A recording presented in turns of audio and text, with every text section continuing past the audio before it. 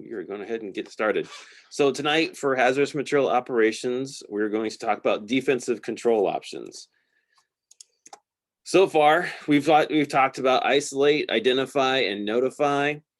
And tonight we're going to start talking about what we can do to actually make a hazmat incident better. So this is where it gets into the action part of it. So we have lots of objectives. I know we talked about lots of strategic priorities, life safety, incident stabilization, property, environmental preservation. We've talked about lots of objectives with decon and identifying and notifying. Tonight, of course, defensive control also has its own objectives.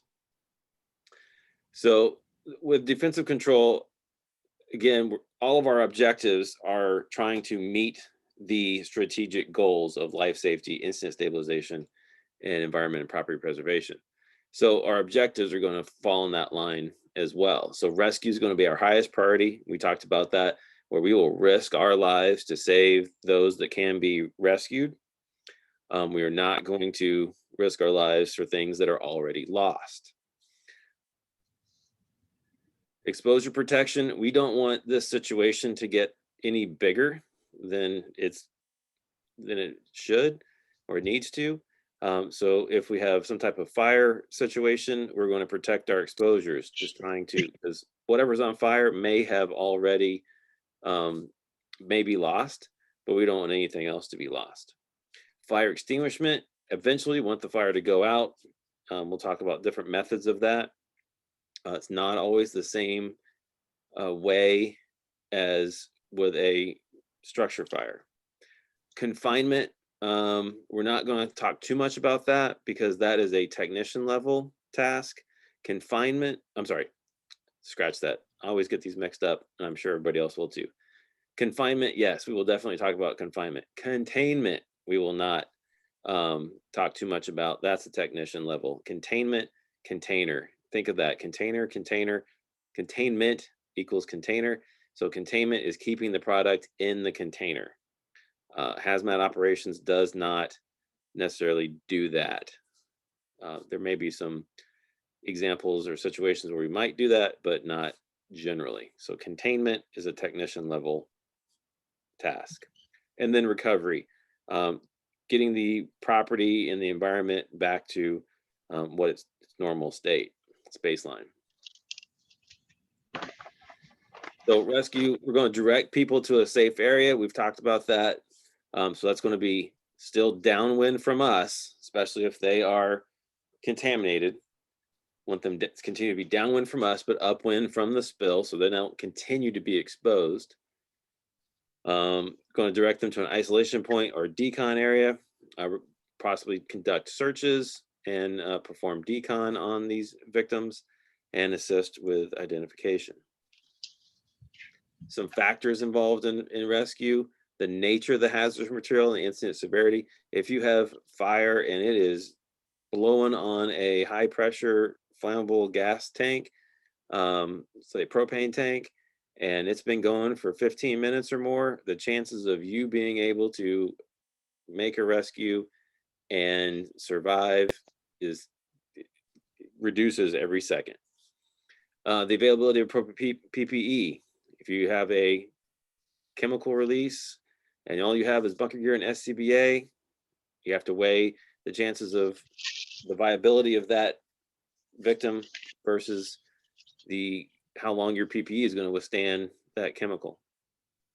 Availability of monitoring equipment. You got to know where the hazardous material or the product is. The number of victims and their condition. If they're not ambulatory, it's going to take maybe 2 people to pull them out. Do you have enough rescuers to do that?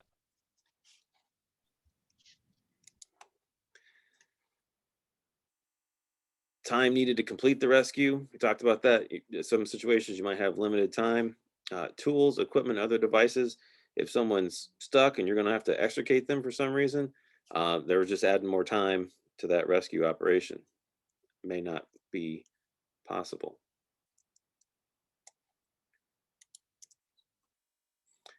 Moving on to exposure protection, we're going to protect people. How are we going to do that? Protect them from exposure. We're going to evacuate them or shelter in place. Also with exposure protection, we're going to protect the environment and property using confinement and containment. Remember, we're not going to risk our lives to protect the environment or property. Okay. We're going to do everything we can safely to protect the environment and property. So what does it mean to evacuate? You're going to move all the people from a threatened area to a safer place. That takes time. You have to have time to warn them to get ready, and for them to leave. You also need best, don't have to, but it makes things much smoother if you have a place for them to go. They don't have to go there, but at least have an idea of a suggestion of where they can go. So if you have likely terrorist targets, so if you have some type of industry in your district, so Dave, an airport, a refinery, any manufacturer that deals with things that terrorists would like to deal with, it could be sporting event location venues. You can pre-plan those, find out what the prevailing winds are, and have evacuation plans. How are you going to move? If that place is entirely full, how are you going to move people? If you have an industry with a neighborhood next to it, how are you going to notify those people? And how are they going to transport, and where are they going to go? We can have that all planned out in advance. You don't have to tell them now, you just have your plan. So how would we do an evacuation? You also have to have enough personnel to conduct the evacuation. So where are you going to get them? Fire department, police department? It's probably going to be one of those all hands on deck kind of things. With the county, we recommend people sign up for the county's Code Red program with their cell phone, and it can notify them of when an evacuation is requested. The downside to that is it's not location specific. It's whatever location you put into the system. I know I've been out of state and gotten Code Red notifications because there's a severe thunderstorm in my area. Well, no, there's not, because I'm not home. So there are some downsides to it. We're going to evacuate people who are nearby, closest to the release first, or potential release, and then downwind, whoever's downwind from that, or crosswind within the distance recommended by the ERG. So we're going to have that in hand, and that's what we're going with. We're going to send them uphill, upwind, and upstream of the incident. When it comes to sheltering place, when are you going to use this? When the population is unable to evacuate because of healthcare, detention, or educational occupancies. So nursing homes, hospitals, to evacuate that, it's going to take hours. Detention facility, a jail, a prison, again, you have to work with them. You say, hey, this is coming, and then they got to figure out how they're going to evacuate. I'm not going to argue with them. Educational occupancies, so schools, you're going to have to round up a bunch of buses probably, unless you're going to have them walk. And that's, again, going to take probably hours. So to evacuate them, so that's why we would shelter them in place. Another reason why we'd shelter in place is the material is moving too rapidly to allow time for evacuation, as we talked about, or the material is too toxic to risk any exposure. So if you had it, which means they're safer inside a building than they would be leaving that building. Another example would be if the vapors are heavier than air, people who are in a high rise just go up to the top floors. Things like that.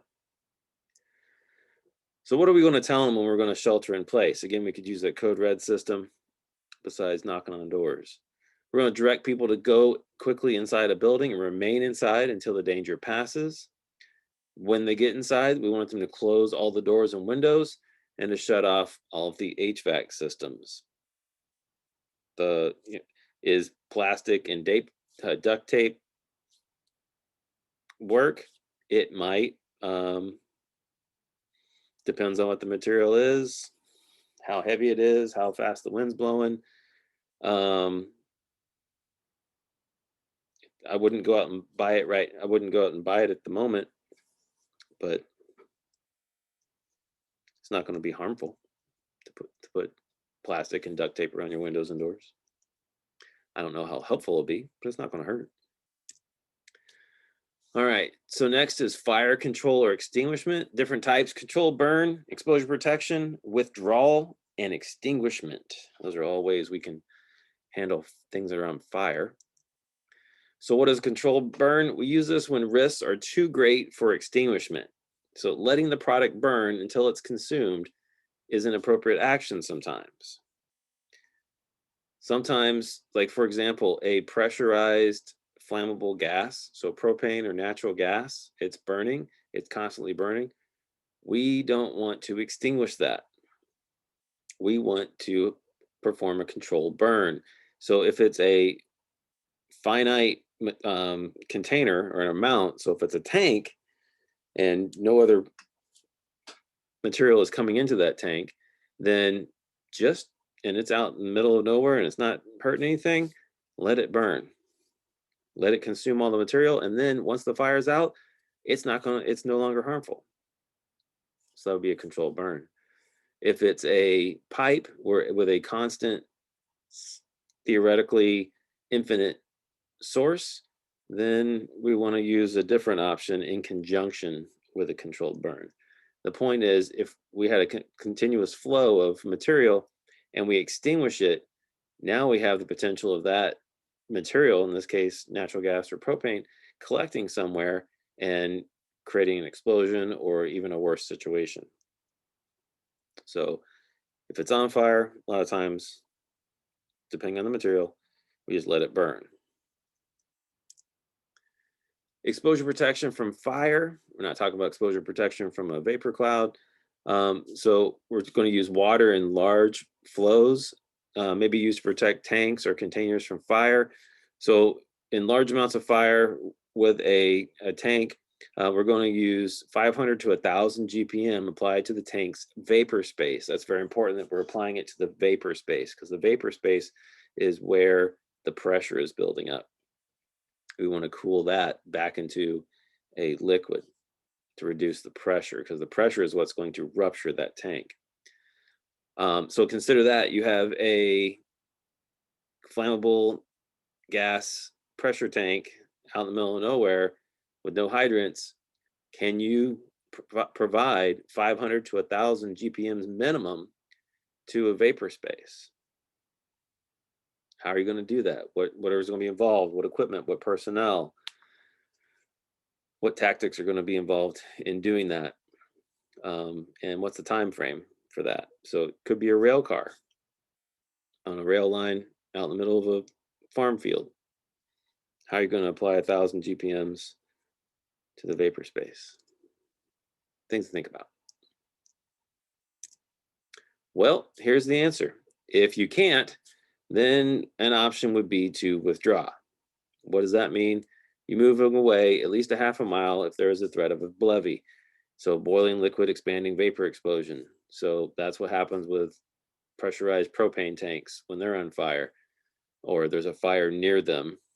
The boils the propane inside, increases the pressure until the container can no longer contain that pressure, and then it explodes, throwing flame and tank material, sometimes more than a half a mile. So if your resources are overwhelmed or unavailable, then this may be an option.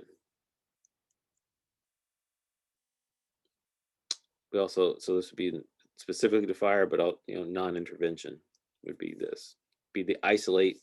You isolate, identify, notify, and you're pretty much done.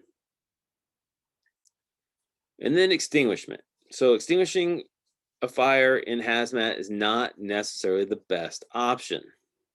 It may be necessary to contain the material, but not always the best option. Most times we use water to extinguish hazardous materials, and there's many hazardous materials that are incompatible with water, just they don't mix with water, and water is completely ineffective in extinguishing them. Fire, when they're on fire. So using water to extinguish it is not the best option. So what could an option be with extinguishment? Closing any remote valves that would stop the flow of material, either because there's no more fuel, or now we can put the fire out because there's the fuel is reduced. That's an option. Remember, so in hazmat ops, closing a valve remotely is allowed because you're not getting in the product.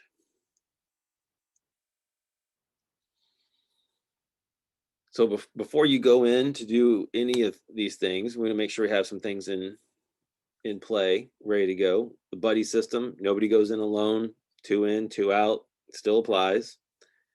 Safety briefings, need to know what the material is, what its harms are, what our jobs are, what our goals are. Make sure we have communications in place, an egress plan, how are we getting out of the hot zone, make sure decontamination corridor is set up, and then also talk about safe work practices. All right, so let's talk about spill control and confinement. So what is confinement? It's controlling the product that is outside its container. Remember, containment is keeping it inside its container. So confinement is whatever is already outside, and that's what hazmat ops deals with. What we're trying to do is minimize the amount of contact the product makes with people, property, and the environment. We're just being defensive, trying to reduce that, keep the incident from getting bigger, that incident stabilization. How are we going to do that? We got several tactics. We're going to talk about absorption, adsorption, blanketing or covering, damming, diking, diversion, retention, and vapor suppression. So absorption, a physical or chemical event occurring during contact between materials that have an attraction for each other. The one material is retained in the other. So think of it as a sponge. The absorbent is spread directly into the hazardous material or in a location where the material is expected to flow. We're talking about like oil dry type material, granular absorbent. We can also use absorbent pads or absorbent booms on water. Keep in mind that after you use an absorbent, it does not chemically alter the hazardous material. The hazardous material still retains its hazardous properties. Okay. Now the whole thing needs to be treated as a hazardous material and cleaned up as such. It's just not, we're just using it to control its movement. Those are the examples. We got oil dry powder on the left and we got absorbent pads on the right. The materials have to be compatible, so we got to make sure that is in place. If you're using a water absorbent, then you don't want to use that on a hydrocarbon or a fuel. And there's the example there. Spilled material may still be present a risk, so flammability. So if you use like an oil dry granular absorbent on gasoline, it's still flammable. The hazard is still there. You've just controlled its movement. Adsorption, the molecules of the hazardous material chemically adhere to the material, so the activated charcoal. We don't really use that much, but it is an option. Blanketing or covering, we're going to cover the surface of the spill to prevent dispersion of materials. So for example, sand, but again, be aware of incompatible materials. So sand, if you get bulk sand, it's going to contain organic material, sticks and leaves and grass and dirt and bugs and whatever. And if the hazardous material you're dealing with reacts violently to organics, then you don't want to put sand on it. Damming, diking, diversion, and retention. We're controlling the flow of a liquid hazardous material away from the point of discharge. So we can use earthen materials or materials carried on response vehicles like oil dry. So how are we going to do this? we're going to construct curbs that direct or divert the flow away from where we don't want it, such as gutters, drains, storm sewers, other flood control channels, and outfalls. Again, it'll have the material in it, so it's still hazardous. So diking, you have to have it of the sufficient size to collect the material.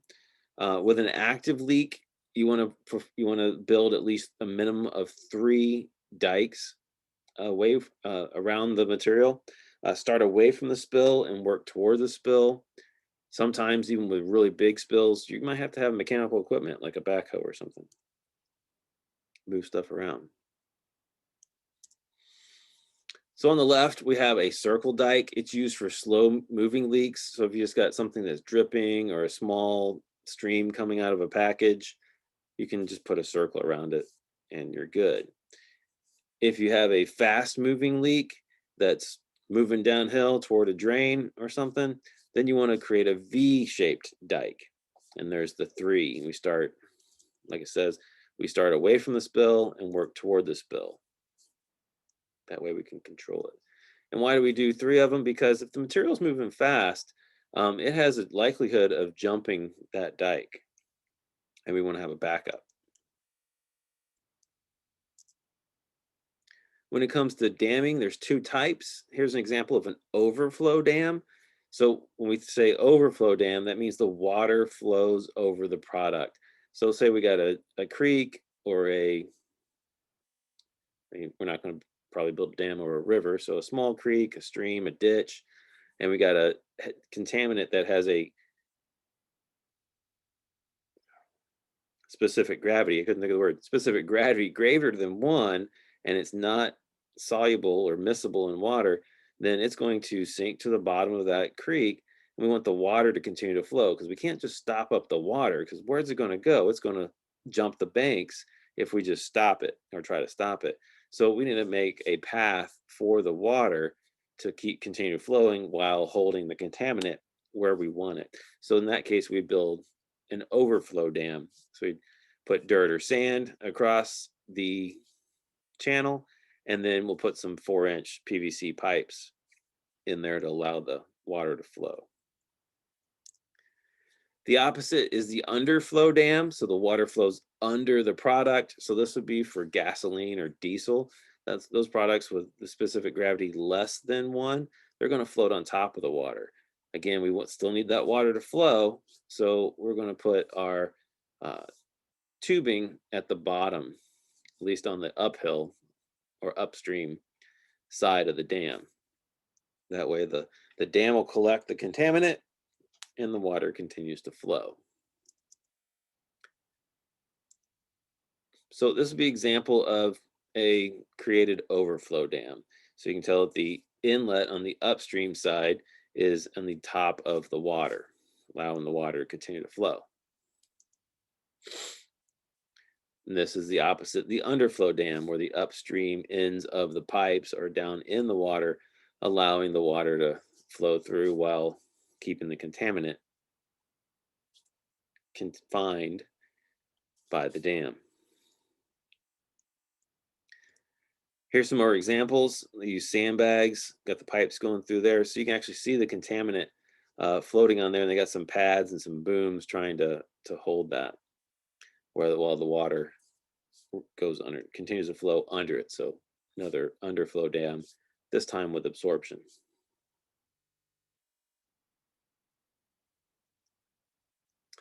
Diverting, it's used to move a spill away from a risk area. So if you got a storm sewer or a floor drain, you don't want materials to get into it, we're going to divert the flow of the material around it or away from it. So you can use a boom type material like they got there. So that type of boom there is probably oil absorbent. So for gasoline or diesel, can be used. You probably need to use it in conjunction with something else, because that's really designed to float on the top of water. So sitting on the ground, there's probably lots of space and areas for the material to flow underneath it. So if I were going to use that, I'd also want to use some type of granular material like in the bottom picture to block up those spaces underneath it.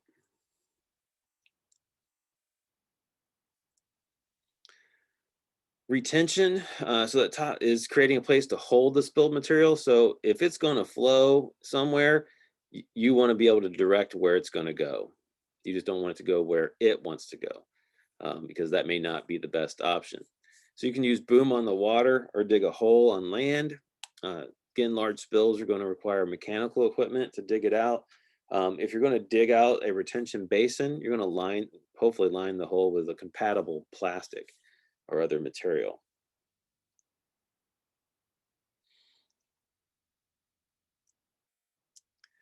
When it comes to vapor suppression, we're trying to reduce the emissions of vapors at a hazmat spill. So many times liquids will put off vapors, and those vapors are hazardous, especially with flammable liquids. So we're going to suppress those vapors so that we can prevent those vapors from igniting. And how we do that with flammable and combustible liquids is with firefighting foams. So we're going to do a short little class on foam.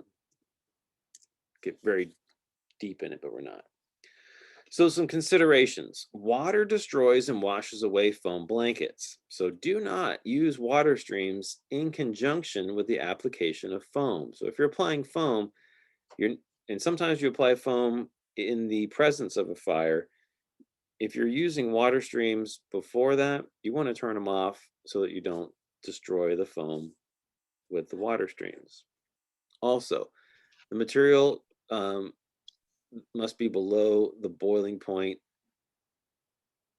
before its boiling point. Foam cannot seal vapors of boiling liquids. Now, just because it's on fire doesn't mean it's boiling. Okay? Just the vapors are on fire. The material is not boiling. Oops. So there are some techniques we can use to apply Class B or flammable liquid foam. One method is to lob, also known as cascade or rain down. So we're just going to direct our hose stream up into the air and let it rain down on the material.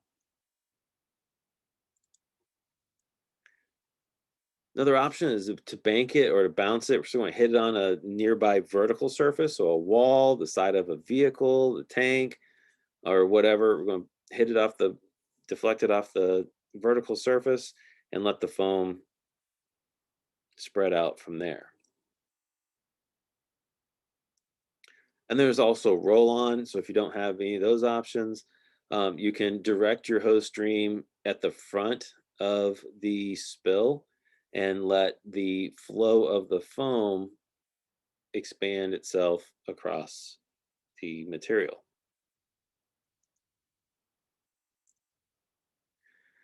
All foams must be proportioned and aerated before they can be used. So what does that mean? Proportion means mixed with water. So we usually carry foam concentrate. So that means it needs to get mixed with water before we use it. And then it has to be aerated or mixed with air. Otherwise, there's no foam. We have mostly two foam categories: Class A for Class A fuels, ordinary combustibles, so wood, paper, plastics, and then Class B foams, flammable and combustible liquids. We're going to mostly talk about Class B foam here. So how does foam work? Some processes. It separates. It creates a barrier between the fuel and oxygen. Remember the fire tetrahedron? If you remove any of the components of the fire tetrahedron, which fuel and oxygen are, we separate them, the fire goes out, or it doesn't start at all. It cools. It does lower the temperature of the fuel and adjacent surfaces a little bit, so that just gives a little bonus action there. And then suppressing. It prevents the release of additional flammable vapors and therefore reduces the possibility of ignition or reigniting. So separating, cooling, and suppressing are the three mechanisms that firefighting foam work. Here's some definitions so we all know what we're talking about. It's foam concentrate. This is a liquid found in a foam storage container before water. They're typically identified as 1, 3, or 6% concentrates. And then you have foam solution. So this is what you have after the proper mixture with water, but before the introduction of air. The foam proportioner is the device that mixes the concentrate in the proper ratio with water. And then we have finished foam. That's the completed product after air is introduced to the foam solution after it leaves the nozzle or aerator.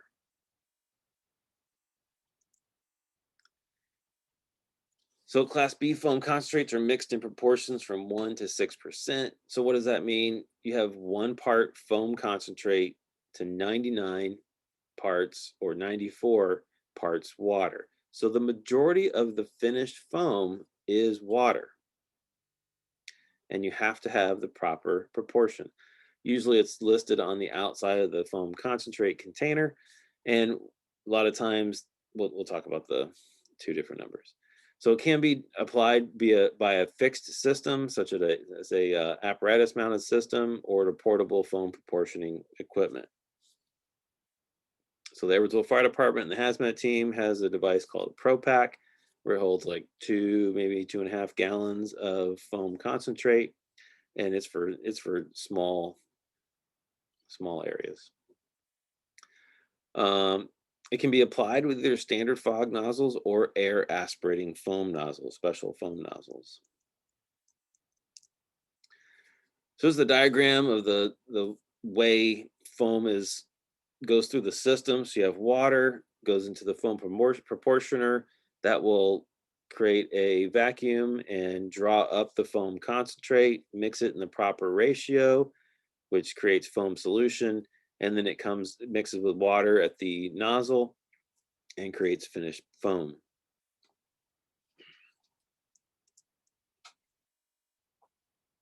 If you're using a foam Adductor, you normally need 200 PSI of pump discharge pressure. Always check the manufacturer recommendation on that.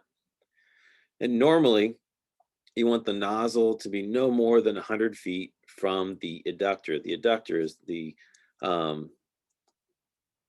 part that goes into the foam concentrate container.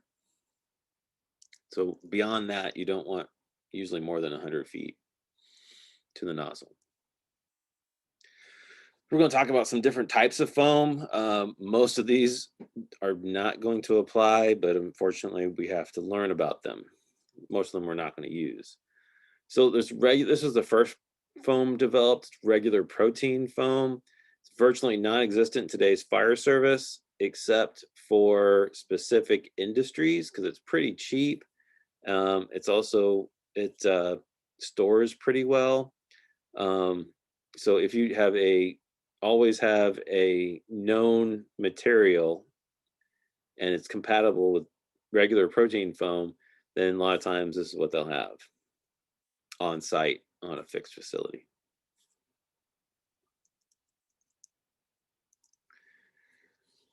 You can add freeze protection to it.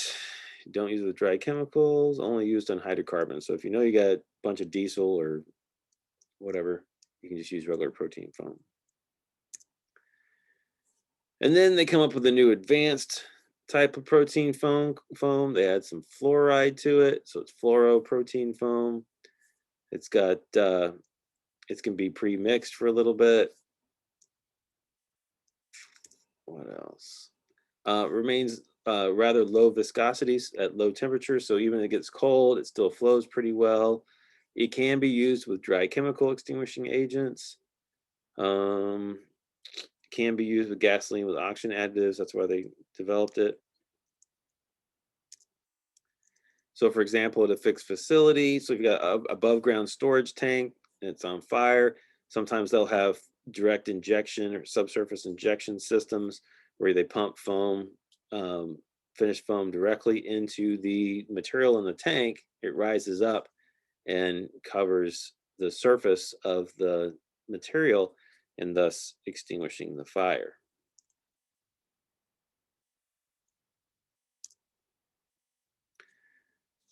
Then they created film-forming fluoroprotein foam. This is the upgrade from the last one.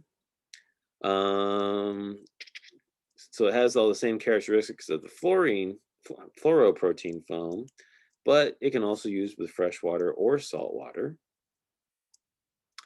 Performance is not affected by freezing and thawing. Still flows pretty well with viscosity. So it's just an upgrade.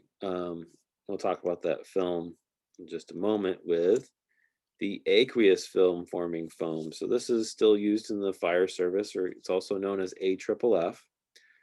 It can be used in lower concentrations than the previous types of foam. You can use it, you can pre-mix it beforehand, depending on your tank. So you can have this mixed with your apparatus water tank. Has a wider temperature range. It can be freeze protected.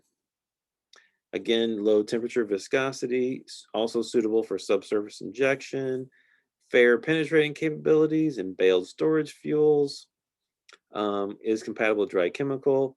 However, it is rather fast draining. So that's one characteristic of foam, is once you apply it, you're going to have to keep applying it for as long as necessary until there's no longer a chance of the material igniting, because the water will eventually drain out from gravity.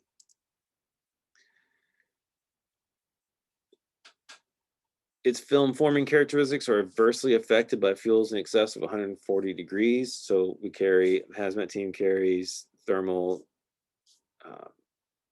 temperature guns, infrared temperature guns, and we can tell what that material is. The oxygen additives in gasoline can adversely affect film forming characteristics. So of course they had to come up with a new AFFF. But this is how it works. We have our material on the bottom there, and it's in contact with air, so vapors are coming off.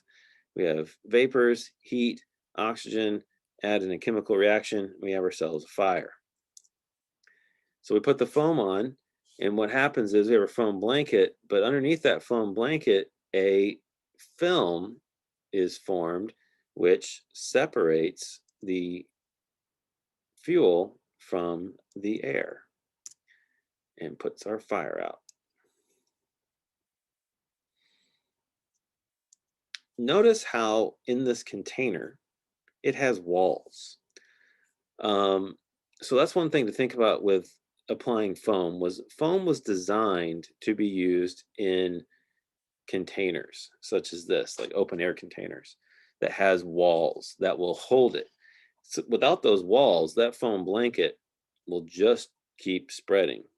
So keep that in mind. You're going to have to use, if you like to have it on a surface of a roadway or concrete pad or say a gas station area around the pumps, you're going to have to apply a lot more foam than you normally would had it been contained in something with walls.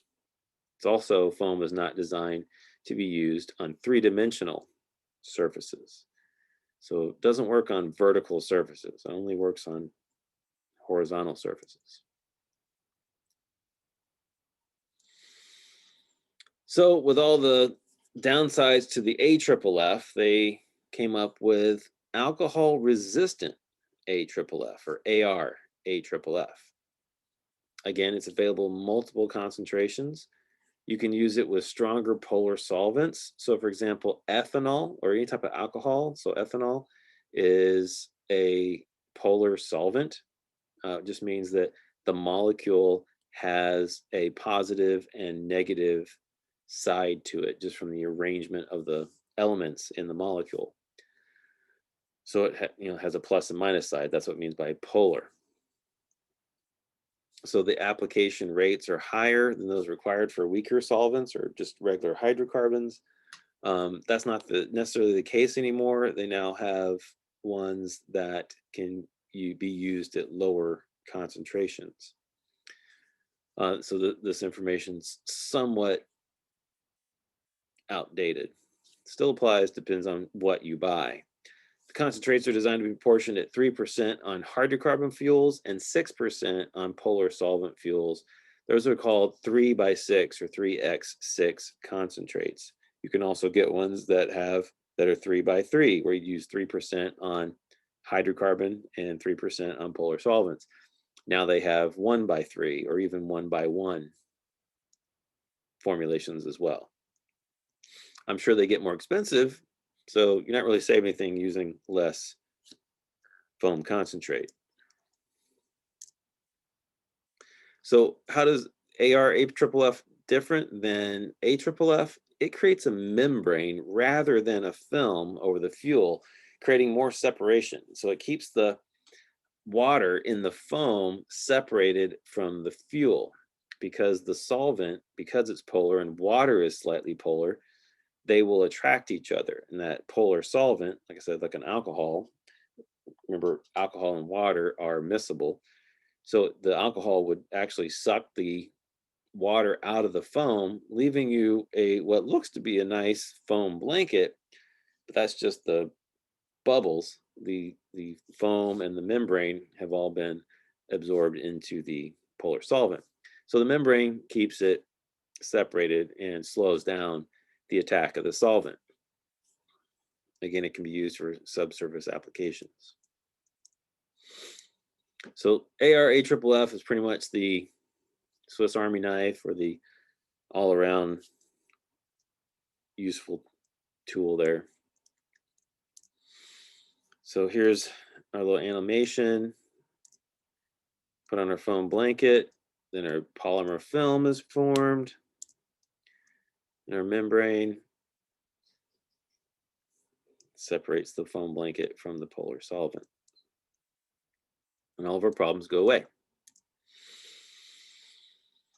So calculating foam needs. So how much you're going to need to do the job. So first we're going to talk about the technical way of calculating this. So the equation is the area, so the area, whatever square feet it is, times the application rate. What's that? It's either 0.1 for regular hydrocarbons or 0.16 for polar solvents, equals the number of gallons per minute that you need to apply. Okay, so we take that's gallons of foam concentrate. So we take our gallons per minute of our foam concentrate times the adducted rate. So either it's a 1, 3, or 6%, depending on the foam concentrate. We'll see that on the side of the box. Equals the gallons of foam concentrate. I'm sorry, I apologize. The area times application rate is gallons per minute in water. So we take our gallons per minute in water times our adducted rate equals our gallons of foam concentration per minute. Got that backwards. So now we know how many gallons of foam concentrate we're going to be applying. In order to have a good coverage, we want to do that for 15 minutes. So we're going to say gallons of foam concentrate times 15 minutes of application equals the minimum quantity of foam concentrate we need on hand. So that's the hard way of calculating this. Nobody wants to do that at 2 o'clock in the morning. So there's an easier way. For regular hydrocarbons, you take the area, the square foot, estimate it, overestimate it, divide by 20. That'll give you the number of gallons of foam concentrate you need. That's it. Take the square foot, divide by 20 for regular hydrocarbons. So that would be gasoline with 10% ethanol. Even though ethanol is a polar solvent, you could probably just use that calculation there. It's only 10%. If you're using E85 on the ground, then you probably want to go with the polar solvent version. So the polar solvent version, take the area in square feet, divide it by 5. Again, that's the number of gallons of concentrate that you'll need to cover the spill. So here's an example. So say this top one with regular hydrocarbon, we got 10 by 10 area. So that's 100 square feet. Divide that by 20. We'll need 5 gallons of our foam concentrate. Okay. Edwardsville, before we had foam on board our engines, we carried 15 gallons of foam concentrate. So we just reverse that equation, take that 15 gallons, multiply it by 20, and that tells us how many square feet we can cover, which is about 300 square feet or a 17 by 17 area.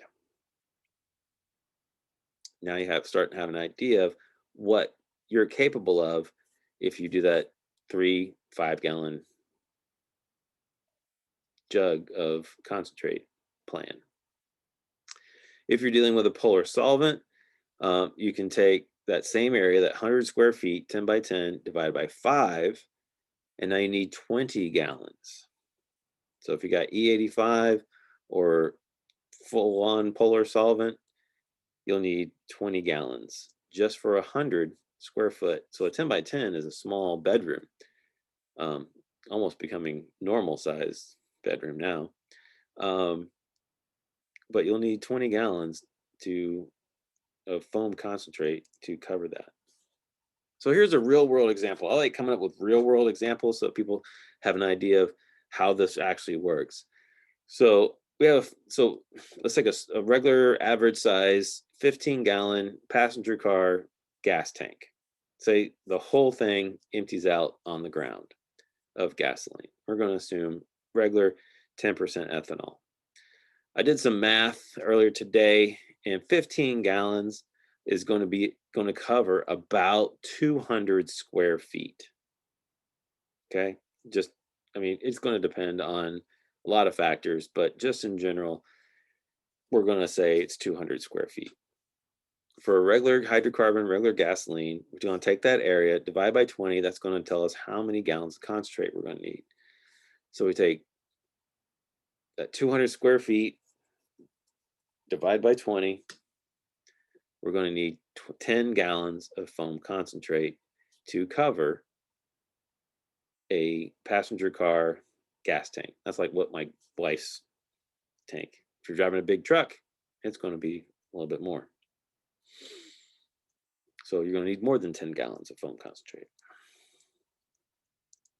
So that's what we can handle with 10 gallons of foam concentrate is a passenger car. Some key points when calculating how much foam you need. You need to identify the material. You need to know whether it's a regular hydrocarbon, such as regular gasoline or diesel, versus a more higher concentration of a polar solvent, such as the ethanol. You'll need to know how much concentrate you need. We just figured that out. Regular hydrocarbons, take the square foot, divide by 20. If it's a polar solvent, take the square footage, divide by 5. Have what you need before you start. You do not want to start applying foam and run out without having all the foam concentrate there to even start. So for example, how much time do you have? At 150 gallons per minute of discharge and 3% eduction, and if you have 5 gallons, it will last just over a minute. So if you have a 5-gallon bucket and you're putting out 150 GPM at a ratio of 3%, you got just over a minute of application. So you're going to need another bucket or something else, some other container. You need additional concentrate because we already talked about how we're going to need at least 10, possibly 15 gallons to even start. It goes pretty quick. If your eduction rate is much less, your time will increase as well. All right, so that's foam. So that's the vapor suppression defensive control. Also ventilation, which is controlling the movement of air by natural or mechanical means. We learn about this in structure fires and controlling that flow path through the slicer's mnemonic. If you're not familiar with that, we'll talk about that. Should be learning about that in the BOF class. So sometimes you just got to blow it away. If it's Again, a material that has a very high vapor pressure, it wants to be a gas. Let it be a gas. Blow it the direction you want it to go. Or control doors and windows to move it where you want it to go. Then there's also vapor dispersion. That's where we're going to use a fog pattern from a hand line, or not necessarily a hand line, from a hose stream or a fixed monitor, and we're going to blow the vapors or push the vapors away from where we want it. However, one of the big downsides is this does create water runoff issues, because if it's compatible with water and mixes with the water, so for example, on the picture there, that is a 1-ton chlorine cylinder that's leaking. You spray water on it, the water is going to mix with that chlorine and make hydrochloric acid. Now you get hydrochloric acid on the ground. It may not eliminate the vapors. It just may move them. So remember, the water flowing also creates air movement. So in certain fog patterns creates a vortex that will suck that material right back to where the water's coming out, and that would be where you're standing at the nozzle. Usually requires large quantities of water, so lots of pressure. There you go. So we're going to use pressurized streams of water from hand lines or unmanned master streams. We're going to increase the rate of mixing with the air and reduces the concentration. So hopefully it makes it better, but we got to do it right. Then there's also chemical dispersion. This is breaking up or dispersing of a hazardous material that is spilled on a solid or liquid surface through chemical means. They used this in the Deepwater Horizon spill in 2010 in the Gulf of Mexico. They used skimmer ships, floating booms, controlled burns, and 1.84 million US gallons of Corexit dispersant.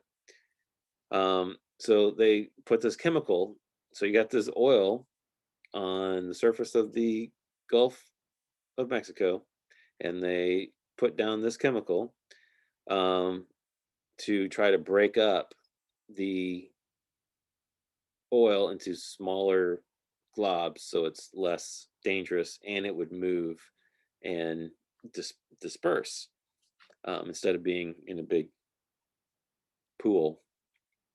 However, this was also controversial due to its own toxicity and making the oil even more readily available to organisms. So yeah, it made it smaller, which means it's easier to ingest than it would have been as a big glob all as one. So what's the answer? Do the best you can.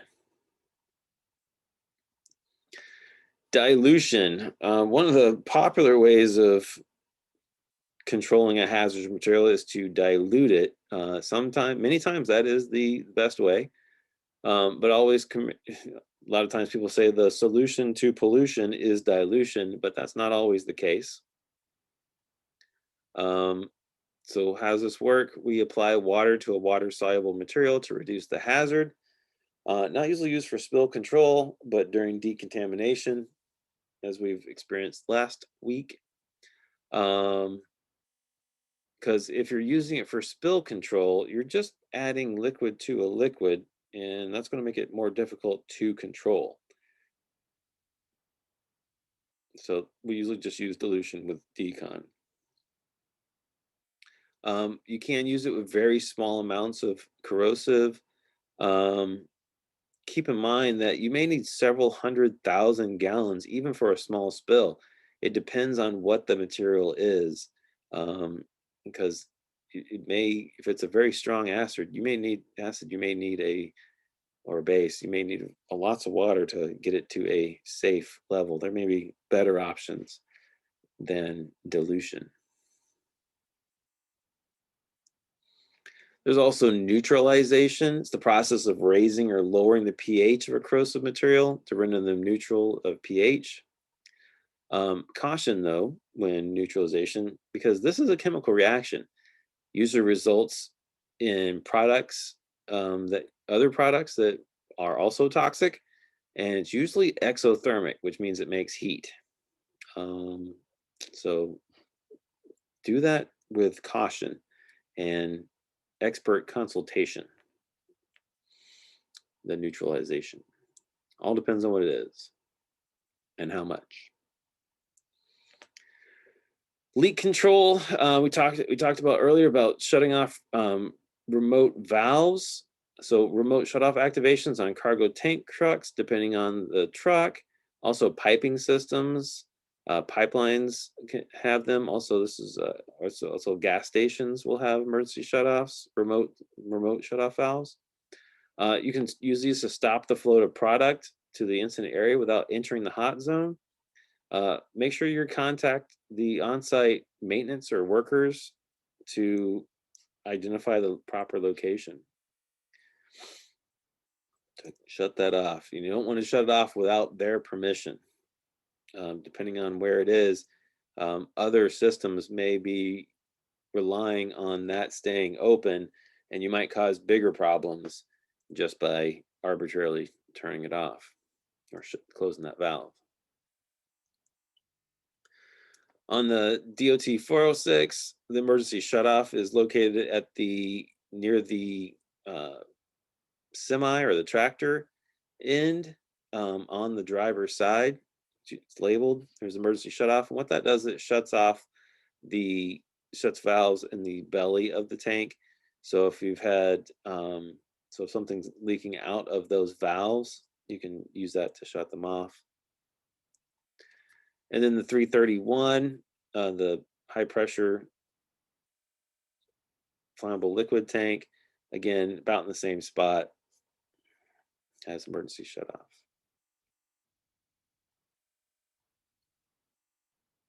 If there's a breach in the side of the tank, that's not going to help you at all. All right, that's the end of that. Now, unfortunately, I won't have these trucks there, so I won't be able to show you that. But we'll practice some other stuff. We'll play with some foam, some diking, diverting, maybe some damming.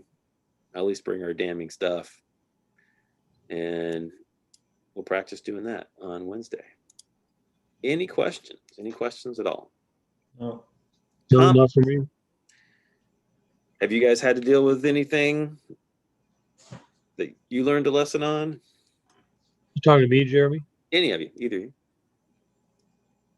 I've never had a hazmat incident. Yeah. I bet you've I bet you've been on a CO call. Oh, well, I have, yeah. Those count. Never mind. That is a hazardous material. So we had one this past winter at QEM, and when we got there, we didn't get anything reading anywhere, but the alarm was going off, she said, so made her shut it off. But they had a wood stove inside the house with piping running out. I'm like, I don't think that's supposed to work that way. That's where they used to do it. No, this was not an indoor one, though. It was an outdoor one, and they had inside, and it was definitely the way it was set up. Yeah.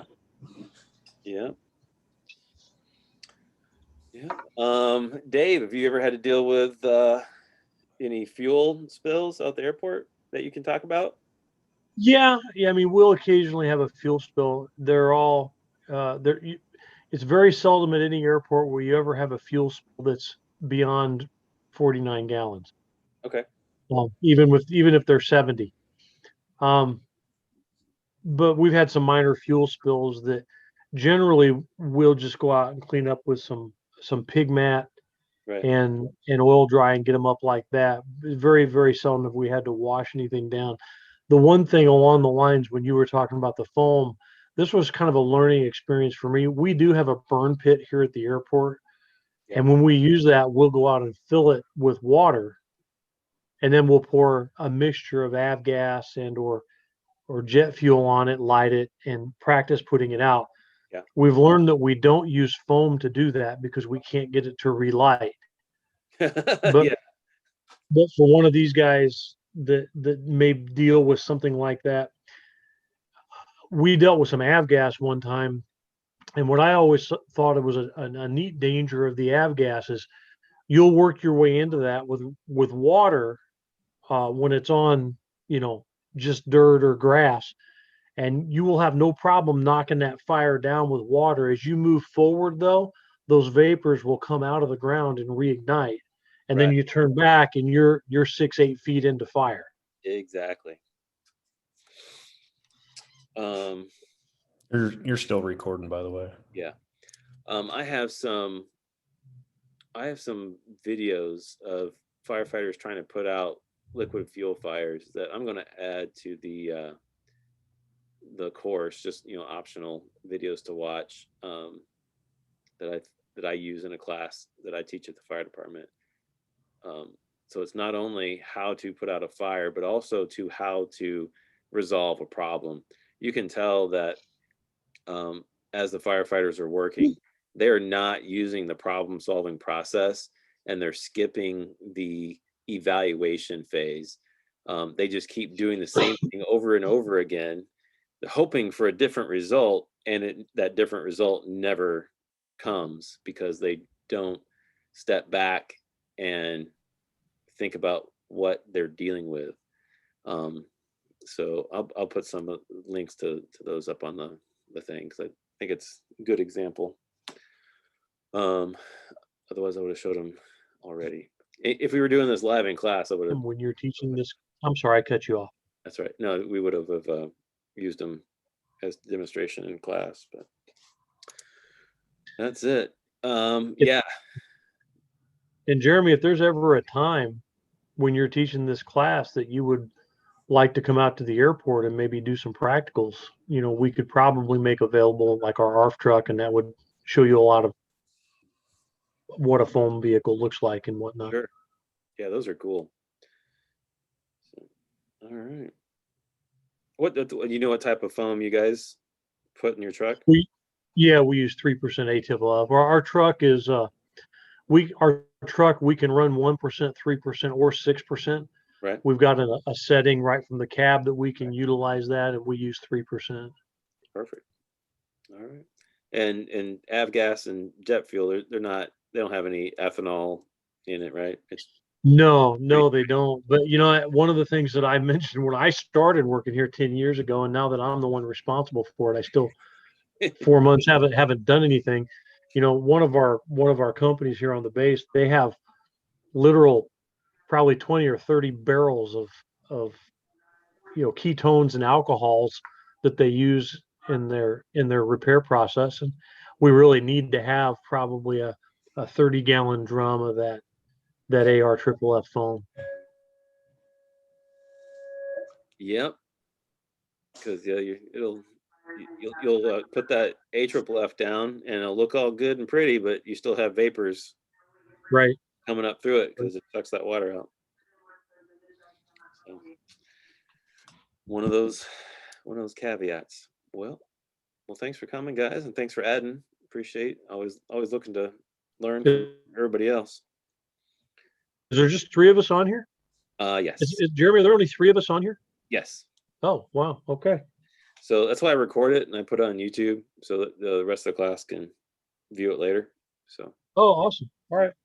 So. Well, I will see you guys Wednesday night then. All right. Sounds good. Thanks, Dave. Thank you for your time.